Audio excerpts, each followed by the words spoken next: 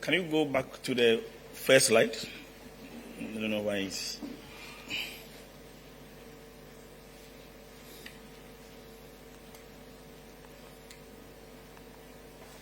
Okay. Hope it works. Distinguished fellow speakers, ladies and gentlemen, good morning to everybody. I'm supposed to be speaking on the topic Global Trends, Realities, and Africa's Future. I do drink when I speak. Apologies for that. Now, so I heard just when the first speaker was being introduced from Vivian Kailoko that these days you could be sitting in Canada or UK or everywhere, and what is being discussed then tends to be discussed by everybody, and therefore issues are not localized anymore. But there is a problem with that. And the problem with that is that it tends to shape our thinking at times to problems which don't really concern us, or concern us in a very little way.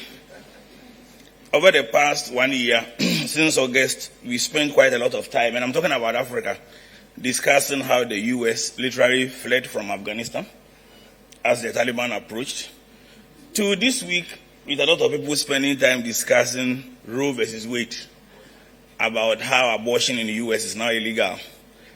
Abortion has always been illegal in most African countries, even though it goes on unnoticed, as if it is legal. And then the discussion of shooting in a country where they choose to allow everybody to hold guns. And these things occupy our minds. The problem with that is that it tends to let us focus on the wrong aspects of the things we need to focus on. Because we forget that as humans, we have just one mind. And the more you focus on something, the less you focus on the other. It's as simple as that. So Western media has a way of making Western problems global problems. And I've just given you a couple of examples. And it's just because we don't control the media, problems which really concern us doesn't have prominence, because we have to recourse to what Reuters is telling us, what Al Jazeera is telling us, what BBC and the CNN is telling us. I was in a session recently in UK on the Russia-Ukraine problem. And I pointed out to the speaker that 2/3 of the world actually doesn't agree with Europe and the Western world. It doesn't matter I agree with the 2/3. That's not the point I'm making. The point I'm making is that 2/3 of the world doesn't actually agree with the Western world. However, the problem has been shaped in a way that makes the 2/3 discuss what the Western world wants us to discuss. I will be illustrating as we go along why this is important, because it occupies our minds. And if you don't understand that it's only one mind we have, it is just like a scientist arguing with a religious person and each trying to claim who is right. People worship because there are certain things at each point in time they do not understand. Scientists are scientists because at each point in time they understand something and research and understand the next point. So it's the same one mind that we use. And it's important that we focus on the right thing. So, for example, as a result of Western media, you will realize that the chairperson of the AU went to speak to President Putin of Russia, the first Vladimir, with a view to seeing how we can open the corridors and get our wheat so that our food crisis will be stabilized. Then the other Vladimir just addressed the AU, telling us about how Africa is hostage to the rest of the world. It's the geopolitics that the Western world forces us to succumb to.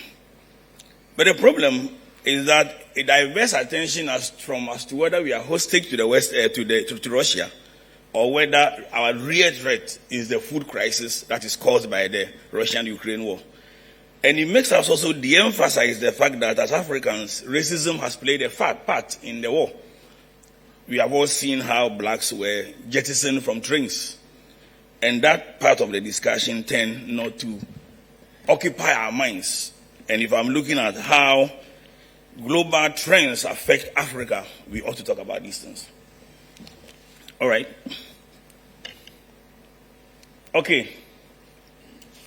So what exactly is happening that mainstream media doesn't make us focus on.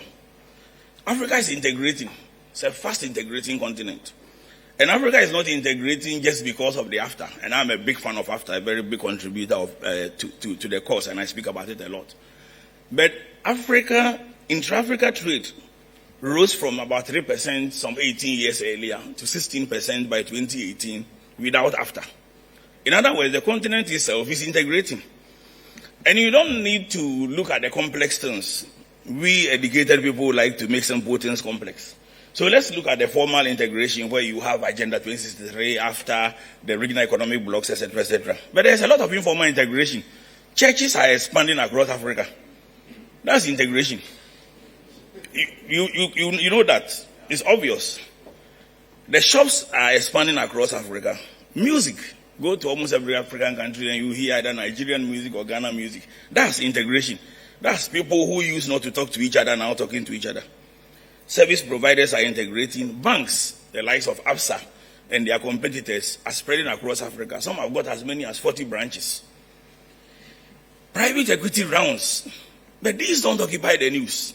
It doesn't show up in CNN or BBC or even most of the time in City FM and City TV. Fashion is becoming part of our integration.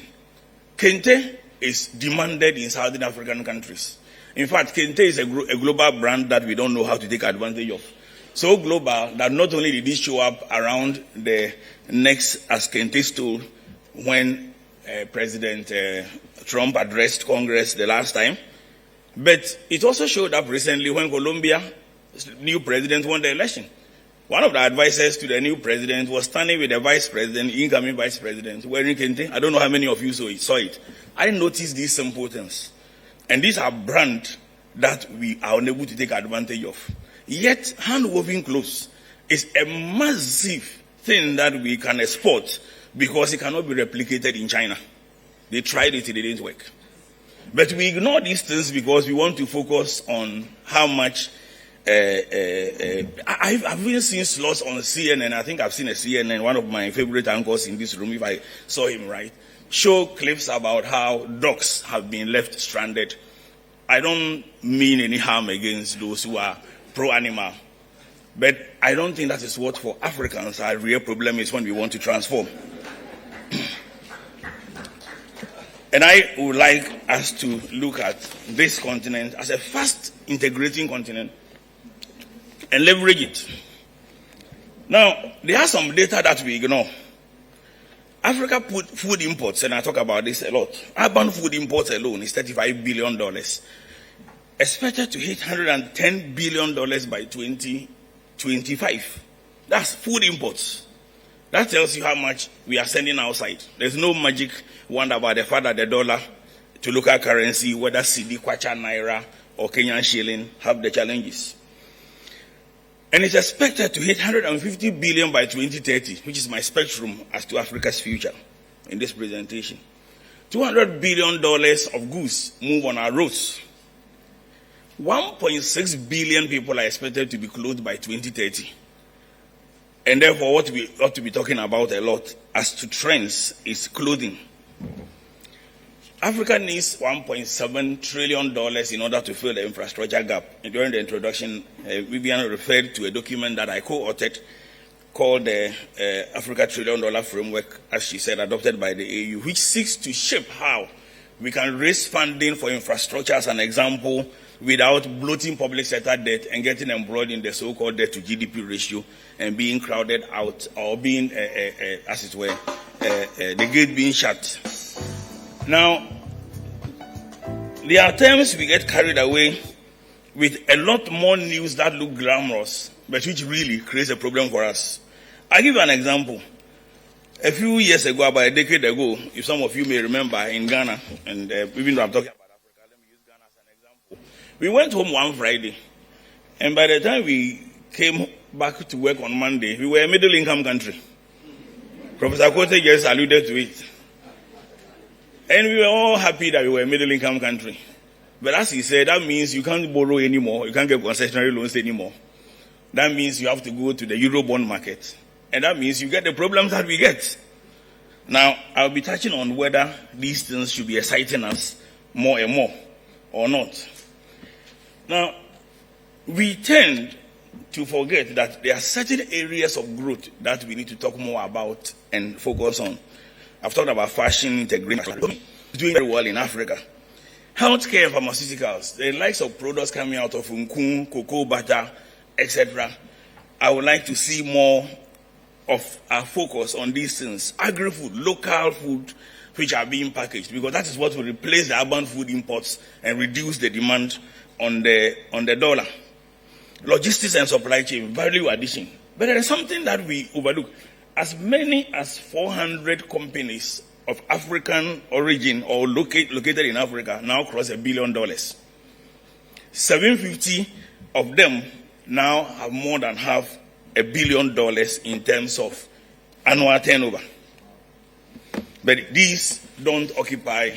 And when I see us focusing on Roe versus Wade, I wonder where our focus is. We also don't realize that others are either showing the way or competing with us. Now, Indonesia, which used to be like many African countries, is now far, far, far ahead. In the past 7 years, Indonesia has delivered 29,000 megawatts of power, 7 years, using 21 dams. Yes, you can check the facts yourself. And they want to increase the amount of megawatts. Now, many African countries forget that the total power consumption of Africa is 154,000 megawatts, which is equivalent to the total consumption of power in Spain alone. And yes, that's a fact. And you can put the whole of Europe, the whole of America, and the whole of China in Africa, and you will have extra space. And we forget that actually the whole of Europe is about, or Western Europe, is smaller than the size of Congo. DR. Yes.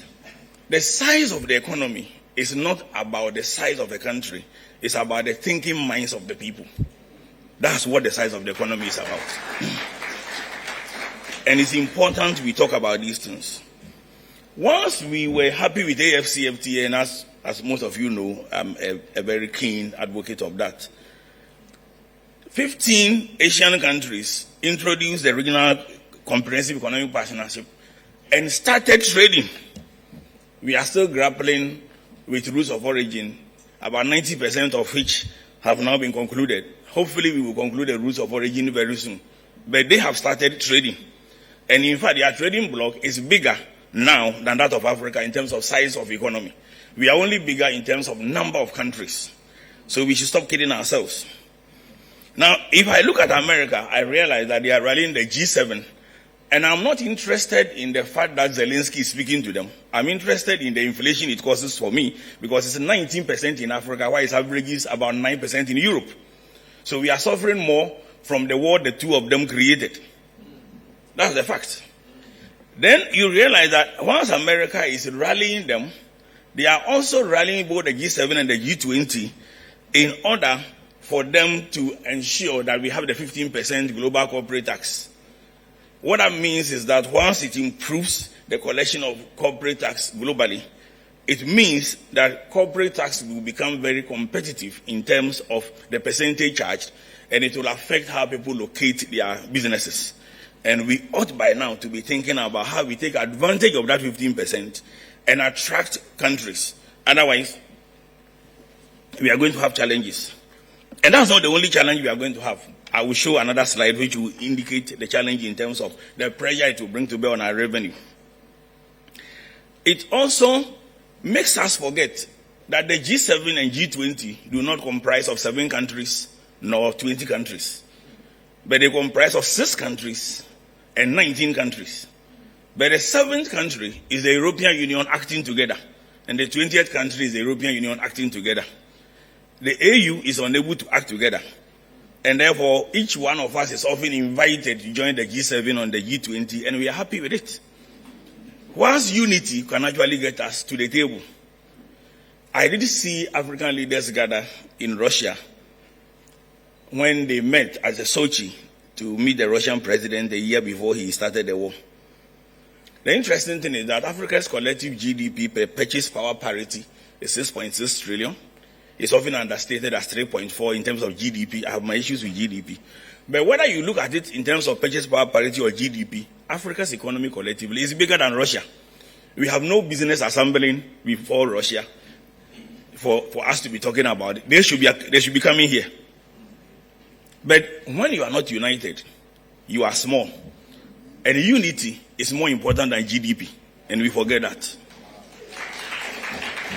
But in the midst of all this, each African country has been happy signing individual agreements, bilateral agreements, even though the AFCFTA itself requires that we act together and negotiate as a bloc. It's amazing how we think. Now, in the midst of the war, we should remember that once we have had challenges to our currency, Russian ruble is now the best performing currency. That's a fact. Now, I do not think that performance will last. In my view, maybe a year or more, I think things will change. But the point is that even they who created the war are having their currency performing better than those of us who are some 6,000 miles away. When we talk about Brexit, yes, the British wanted out of Europe. But we forget that the real effect of Brexit on us is brain drain. Check. Our nurses and doctors are living in droves because UK needs them. I did hear the Jeff Gable talk about per each advert, there are two, for each person who's looking for a job, there are 2 jobs available. That's true. So there was a so-called great resignation and the big push for people to be employed. But a lot of them are the technocrats from here. UK has amended these laws to enable them attract the people that we have trained with our hard-earned currency. These are facts. There are adverts in the newspapers about our nurses to go away. Yet you have a situation where even in Ghana, then once you have trained our hard-earned currency and the doctors, we don't place them early, even enough. So the frustration starts from the beginning, even though we actually need them. And these are the things we ought to be talking about Brexit, about the brain drain. Not about the fact that Boris Johnson, after Brexit, was partying when everybody was on lockdown. But that's what we tend to focus on.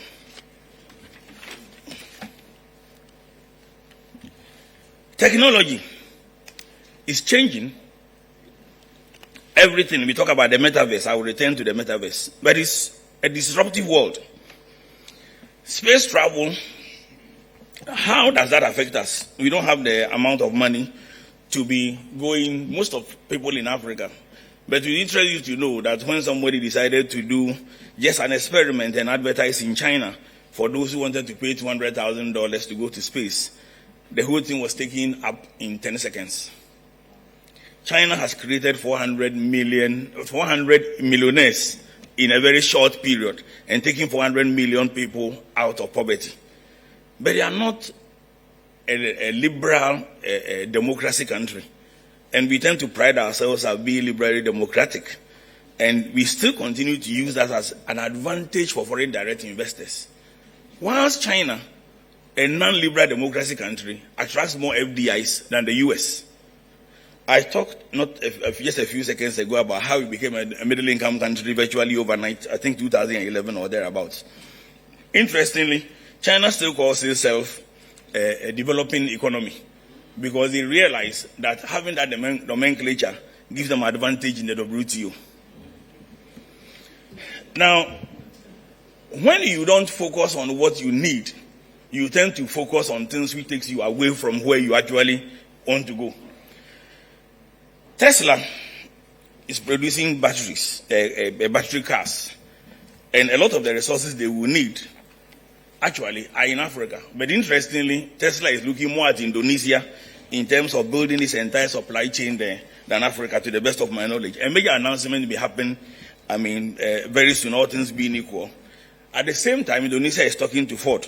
Of course, the current government, if you take Ghana as an example out of African countries, and Rwanda have done well by attracting a lot of vehicle manufacturing companies, Toyota, Nissan, etc. It will be good if we accelerate another good policy of the government, and I'm talking about Ghana in this instance, in terms of the value addition to bauxite, so that we integrate the downstream chain, because that's where the aluminium, the alloys, and the rest will create a whole industry. But having said that, this is a very disruptive world. Once we are talking about Tesla and the fact that we may be able to have an integrated chain in the auto industry, we should remember that Zeus, a company called Zeus, which is a subsidiary of Google, if I get it right, is creating a wholly driverless car industry. And this is massive. The idea is that they want to sell for riders and not for drivers. Why is this important? It means that if Tesla begins to come to Ghana, which it will, because we are talking about COP26 and saving the environment, and if Zeus begins to come to Ghana just like Uber, by 2030, what will happen is that we will have about 2 million professional drivers who may not be employed. That's what it means to me. And we ought to be thinking about what we are going to do with them, because we are talking about the future. So having said all this, what is Africa's future? Quite a number of things. Before I talk about the future, let me lay down what I call my guidelines for transformation. You cannot transform until you have guidelines. And these are some 6 or 7 core things. One, no one ever delivered transformation using conventional means. It doesn't exist. If you have an example, show me one. And then for the conventional things we do, we will not deliver transformation. 2, those you are seeking to chase are not lying idle. They are not waiting. They are actually stretching the distance. 3, how you make yourselves relevant to those who are important to us is what is very key. Indeed, if you can make yourself essential to them, that is what is important. Because they don't want you to come, but they nevertheless need you. Their own transformation assumes that you will be where you are. And your transformation seems to assume that they will be where they are. Both assumptions are erroneous. And it's important that we understand this as a foundation for our transformation agenda. Next is that those ahead of you will do everything to keep you in the queue, because you must be behind them. It is in their interest for you to be behind them. Next is that to leapfrog, you must jump over their heads when they are looking down on you. The last but one is that once you arrive at the transformation point, they will welcome you into the seniors club. They will. It's like a manhood right. However you got there, it's not their business.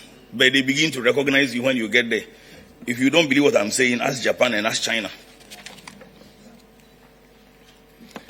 But there is another important one, which is the last point on my transformation guide. Those who cannot exploit the aftermath of crisis will not deliver transformation. You cannot transform without crisis. You will face crisis, no matter what. But we tend in Africa to recourse back to comfort and try to escape from the difficult part at any time we face crisis. And of course, I understand politicians. If they take the hard decisions, they'll be voted out. But somebody at some point may need to take those hard decisions. Otherwise, we are going to spend not just 40 years in the wilderness for a journey which will take 40 days. We are going to spend 400 years in that wilderness. Now, crises come in several forms. So let's look at the recent one we had, like COVID-19. The points about getting out of crisis is very simple. First, maintain the status quo. Just make sure you don't get worse off. Second, do everything to prevent deterioration. And I want us to measure, every African country to measure with their own yardstick, whether this is what we did. This is my yardstick. I may be wrong, but at least I do have a yardstick. 3, plan for recovery. And last but not the least, take advantage of any opening. Every crisis, no matter what, creates an opportunity. The Chinese have a saying to that. So we have to look at what opportunities have we taken out of the crisis. I can speak for Rwanda and Ghana. At least they have just announced the manufacture of vaccines, which is one of the advantages we've taken out of crisis. So crises do create opportunities. What I don't think we've taken advantage of has to do with the relocation of supply chains. In Ghana, for example, is a major supply chain corridor because we are located in the center of the world. That's a fact of life, intersecting between the Greenwich Meridian and the equator. And therefore, the growth corridors, the attraction of our 600-kilometer line, as an example to landlocked countries, is a major one if we focus on logistics and supply chain because of our very nature of our location. Because of time, I won't talk about the rest. But that's just to give an example of how we need to treat crisis. Now, geopolitics is not going to go away. It's going to continue I've just talked about President Zelensky addressing us over how much we are a hostage. Economic inequality will continue. The world is going to continue getting old, but Africa is going to continue getting young. We all know that, right? And that has its meaning. I'll talk about youth entrepreneurship before I conclude. But the point is that we ought to be focusing on what we do with our youth. For example, again, to use Ghana, we have trained a lot of people in the free SHS. No matter whether you like it, whether how much you credit or not, it's benefit from free SHS. What we need to be doing is to be thinking, what do we do with those who are going to come out in future by 2030? So, for example, I went to the websites of most of the top regulators in this country, and I was looking for their Instagram address. It was deliberate. Now, if we want to arrive at 2030 and the regulators don't have Instagram handles, then really we are not addressing the people that we are graduating through the free SHS, because that's where they are. They are not on Facebook. Those people are not on Facebook. You need to have IG pages. I checked. I don't want to mention the organizations I checked. We are going to have a multipolar world. Violence and terrorism is still going to be around for a while, Boko Haram and all the rest. So there will be security issues. Whether there will be recession or slowdown, etc. What is important is that what will happen when recession or slowdown happens is FDI is going to dry up, which we rely on a lot, or they are going to run to Africa because of increased profits. And if so, how does that affect our GDP and debt and the demand for the dollar, etc.? Either way, I expect unemployment to rise in the public sector in particular. Africa's integration is not going to get less. It's going to continue. We are talking about the future. Hopefully, the single air transport market will see the light of day. And if that does, it means that quite a number of, there will be a massive increase in intra-Africa travel. But another very interesting thing that we should expect, hopefully, is the single Africa, one Africa passport. And that is likely to also more than double the rate at which Africans travel across. A bigger size of the market, we've already talked about that. I will skip this slide. But I expect a change in the ecosystem also. And when I say ecosystem, I mean ecosystem in terms of how the economy is run and the entities that businesses deal with. So suddenly you will be dealing with national coordinators of after office, which used not to be. You will be looking at what the RECs do, etc., which used not to be the case. One area we haven't paid much attention to is aggregators and consolidators. I keep talking about it. Because Africa has a lot of SMEs, and these SMEs are unable to upskill even when they upgrade, we ought seriously to be thinking about how we consolidate their goods in order to be able to export large volumes in Taiwan or Thailand style. Our statisticians, Prof here, I think Prof got up. Our statisticians, Ghana Statistical Service and the likes of ISE, ought to be looking at new areas in data that we don't pay attention to. Innovation. If you look at the GDP analysis, how much is the innovation space that is being occupied by African industries? Value addition, what is changing? How has ordinary cocoa that we eat in the street moved from cocoa to cocoa king? And how much is the quantum? We ought, between Bank of Ghana and Statistical Service, to be measuring consumer and producer sentiments. Now, any analysis of inflation without measuring consumer and producer sentiments is skewed, because it only tells you that prices are rising. It does not tell you whether people are bullish for the future or they are bearish. It's important that we analyze that, because that sentiment tells you that notwithstanding inflation, whether people still have a positive outlook or not, and if not, what do we do about it? I'll return to inflation before I conclude. By 2030, I expect the AfCFTA will have been fully operational for a few years. That means that 90% of goods and services produced in Africa will be fully liberalized. That means the amount of duty we get on them will be gone. 7% will remain the sensitive sector, and 3% will remain excluded. In other words, the potential to get bigger markets will be there, but public sector income on that will be affected in one way or the other, and therefore we ought to be planning regarding that. The metaverse, whether it's fake or real, we will know.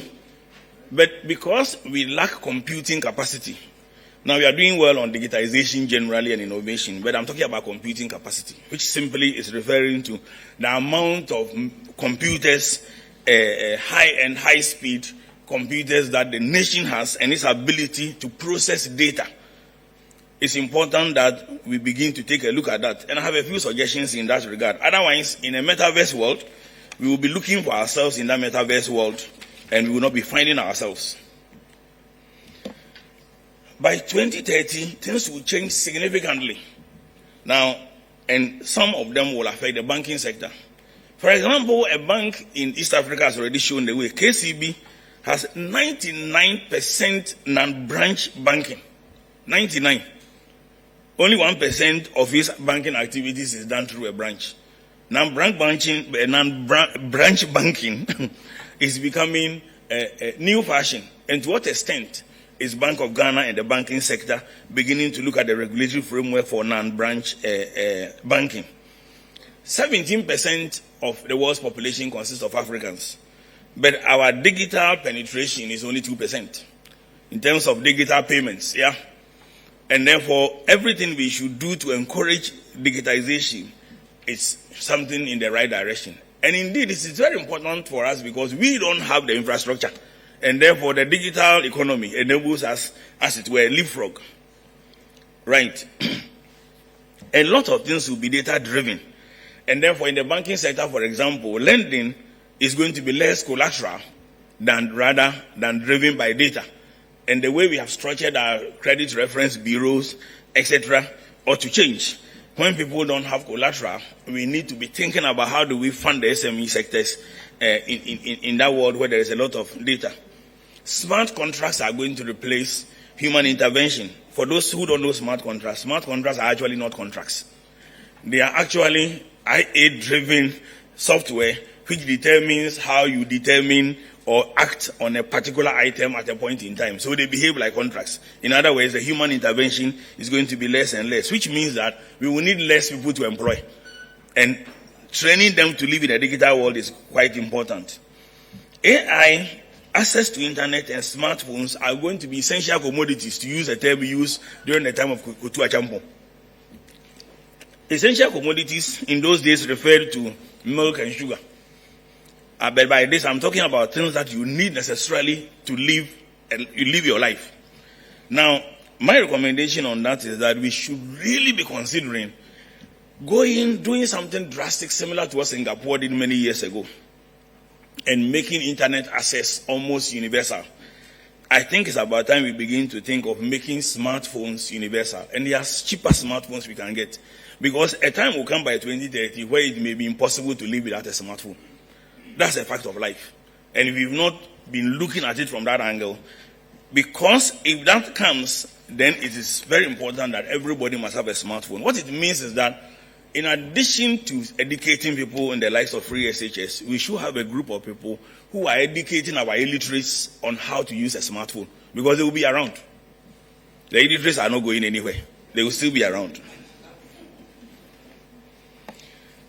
Youth entrepreneurship will increase because public sector jobs will be less. And therefore, they will have to innovate and find ways. Youth entrepreneurship is already driving our growth anyway in many African countries. African multinationals will continue to rise. I've already laid a foundation. And as an example, Flutterwave is worth $3 billion now.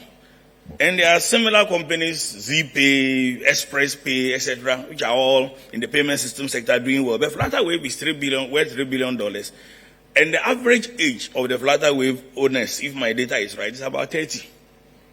That should give you an idea about the fact that we have many Mike Zuckerbergs harboring themselves quietly in Africa who are not receiving the support. And we pay too much attention to the person who is Miss Ghana or Miss India or Miss Kenya, instead of these innovative people that we ought to be highlighting and encouraging others to innovate.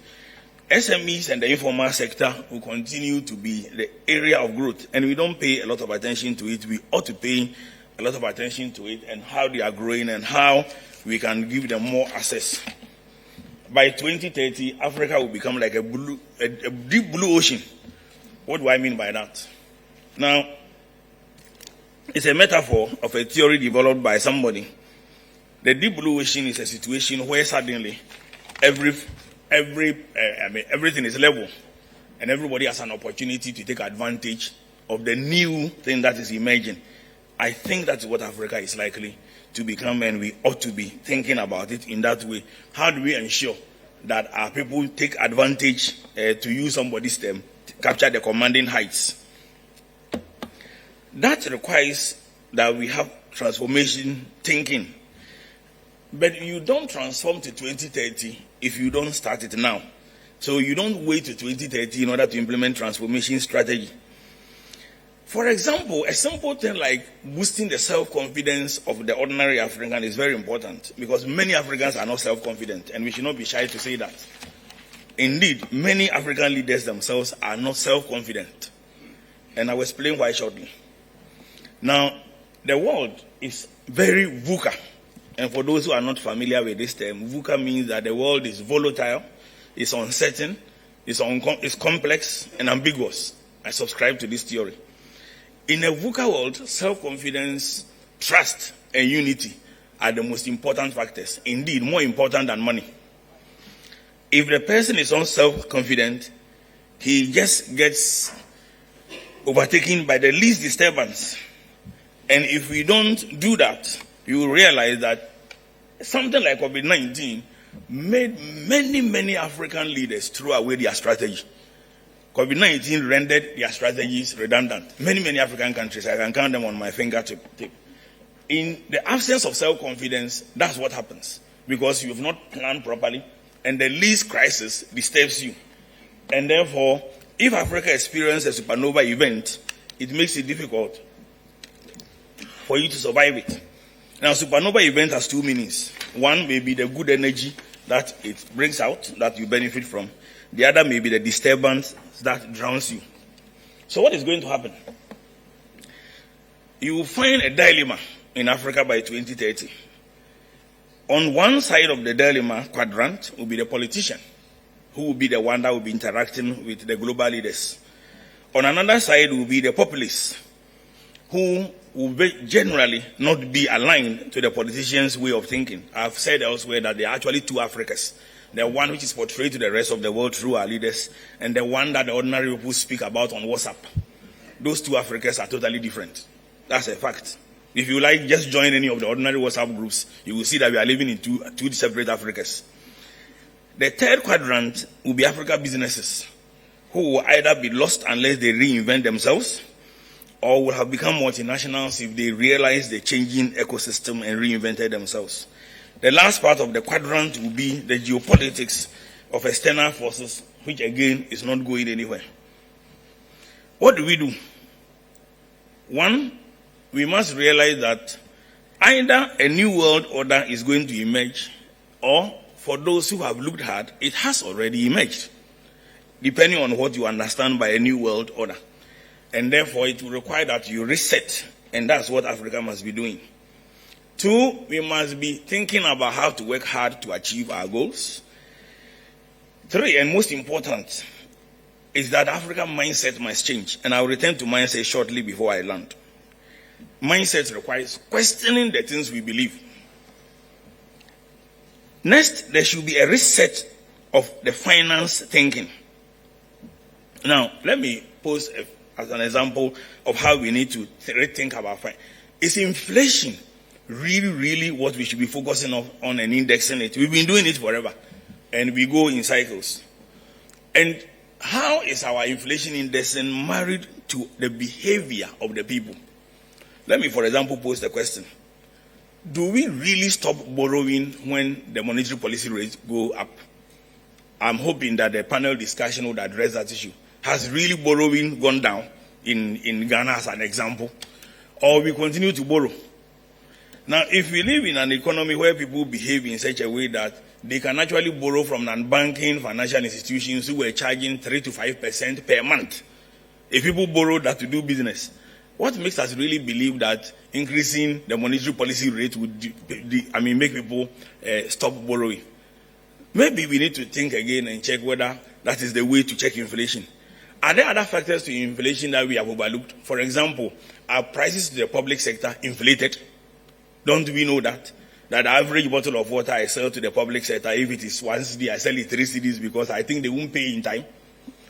And therefore the price is not the real price. Is it not a fact that our inflation currently includes grapes?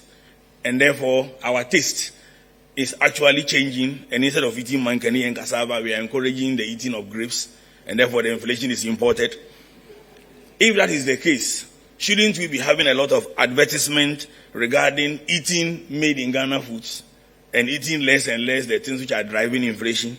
Should we not be taking a second look at the basket of things that constitute the CPI? These are questions I think we need to be looking at. We need to be having new values. And what do I mean by values? The things we pride ourselves in. I'll give you an example. Recently, there was a publication that Ghana has the cheapest in terms of per capita cost of electricity for households. That's true. That's very true. And there's no doubt about that. We are doing very well. But look at that same data. The next page displays the cost of power for businesses, for commercial, and we are number 15 on that list. But the value that we place in terms of whether we want to become popular or otherwise, and this is not about this current government, everybody does it, makes us focus on one aspect, whilst the other one is number 15. And we forget that in Ethiopia, who we are competing with and who have got free export processing zones and the rest, you can buy power 6 cents per kilowatt hour, and therefore the cost of their product is going to be cheaper than ours, and that they are not number 15 on the list, they are ahead of us. Or that Kenya is lending money as 12 cents in interest, whilst we are about 25%. So your values make you decide on what to focus on and what to show, even in simple data that is published. Right. Now, we need to be stimulating our businesses, not with money. I really don't think money is the way to stimulate African businesses. Yes, I'm very familiar that access to capital and cost of capital is a very big issue. But stimulating their business mind itself is very important. Because the real challenge for access to capital is because they have not prepared themselves to access that capital. And we need to be paying a lot of attention to that. I've seen a very good program by the Ministry of Trade in Ghana, which I think is being launched next week or so. And I'm hoping there will be more of such things to stimulate the mindset of our businesses. I've already talked about SME upgrade. But we need to be looking also at our public sector and how our public sector thinks. It's actually time to reinvent now if we are thinking about the future in 2030. And reinventing means questioning things that we have believed so far. I will take a few examples and then I will conclude them. Savings. I hear this all the time. We don't have a savings culture. I totally don't think that is true. Now, what is savings? Savings is that which you keep so that in the time of need, you go for it. That's all that it is. That's all savings is. I said that educated people like to make simple things complex. But when you describe savings as money, then you have a problem. Now, when in 2008, 2009, the world financial crisis hit and there were subprime mortgages, many African countries didn't feel it. It was less because we are not integrated fully in the international financial system, but rather more because almost every mortgage in sub-Saharan Africa is paid for. Almost every house is actually paid for. The mortgage effect is very, very little, and there are no subprime mortgages here. Why? Because the average West African, at least, saves in buildings and in jewelry. That's where they save. So when they need it, they want to make it liquid. The problem is that there are some people who are broke but have houses and are refusing to sell. So their savings is in things that they don't want to turn into liquid. Isn't it about time we begin to think about how we converted that savings, which is not cash, into a massive money value? If you want to ask me how, we can talk about it during the break. There are ways that we can turn that into money. Jewelry. We save in jewelry. No old lady in anybody's family that I know doesn't have a stock of jewelry hiding somewhere. And we say they don't save. That's how they save. Some even save in cloth. They call it dumas in Ghana. That's how they save. And when they are broke, they sell it. But when you go to school abroad and you are told that you don't have a savings culture, and you come and teach people that they don't have savings culture, you yourself go about believing you don't have a savings culture when your people are saving all around you, and you can't take advantage of that which is around you. It's about time we rethink some of these things. Dollar, CD, I've talked about grapes and things like that. We always focus the argument on the big things. I've asked this question several times. If you want to know how much dollar is flying out of the country, you can do a very simple experiment. Fix a scanner on the dollar at the airport, and you will see that this evening, $3 million will fly physically out of the country. You want to know how? They are going Middle East Airlines, Emirates, Ethiopia, Kenya, all of them traveling to Dubai until the lockdown, China. They take physical cash. They are not transmitting through the system. So they demand the dollar and physically fly it out. That is why, to answer Professor Kote's question, the black market is able to fix the rate because arbitrage is an important part of our economy that I don't see as counting. And arbitrage occurs not only in flying the dollar out, but in two other places. Zongo Lane, as the dollar is sold, not the one in the Forex. The other one is crossing the border between Benin, Ghana, Togo, Burkina, etc. Right. So we need to be questioning that. Now, I've already talked about the need to question the way we think in financing. In the nutshell, we need to be asking ourselves whether the things we have always believed are true. Because it is what we believed yesterday that brought us here. And if we want to get to the future in 2030, then we ought to be thinking and reviewing the things we believe. Now, an elite of a society, and I tweet a lot for those of you who follow me on Twitter. And one of my tweets, and I'm going to end with that, is that where a society have people who have no confidence to question the theories they have been made to believe in, nor the audacity to try new ideas, that society is doomed to retrogress. Every major African country we know has once been described as the fastest growing economy in the world. You can check this data. Anytime a country is described as the fastest growing economy in the world, in 5 years they'll be back to IMF. You can check it. I have done my check. In 5 years they'll be back to IMF.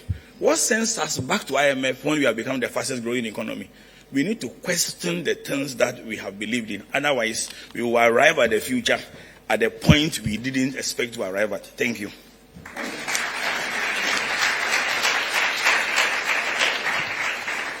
Two.